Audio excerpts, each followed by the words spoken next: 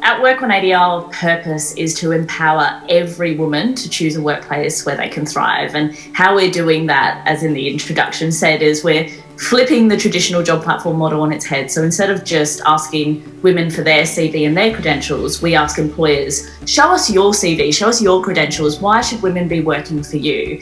And by flipping that 180 degrees and making employers expose what they're doing around equality, diversity and inclusion, we're giving women the choice to actually work for companies that really will treat them properly and care. When we first started, Kristen and I said to each other, what is it you want? What is it we want out of this? And other than world domination, which was number one, the following three things were what we said we wanted to do. Make great stuff, mould young minds, get paid for it.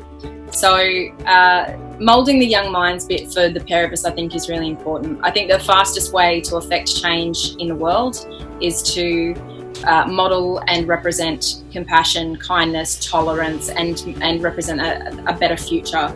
So for me, it really, the thing I had to do was to create that team.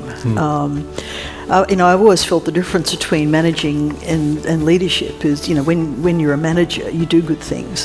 When you're a leader, good things happen on your watch.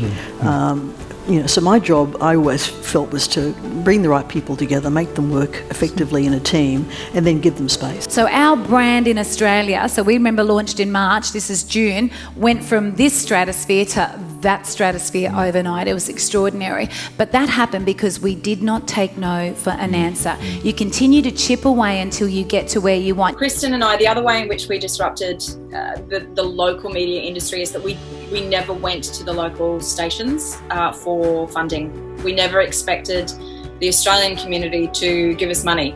I think when you are running a media company as two women, you start to recognise that perhaps there is a bit of a boys' industry in media in this country, and you start to look globally for opportunities, and not just because of the boys' industry, but because the boys' club, but because there are more opportunities, there are greater options to partner with people, and there are more broadcasters who might like your stuff internationally. The biggest advice that I could probably say is that entrepreneurship lives out in so many different ways, with intrapreneurs and govpreneurs and kidpreneurs. Yep.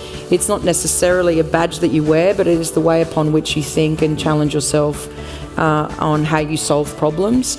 Don't be afraid to kick the ball and win the game, and the referee still works out when it's time to blow the whistle, because by then the game's moved on into an entirely different rule set.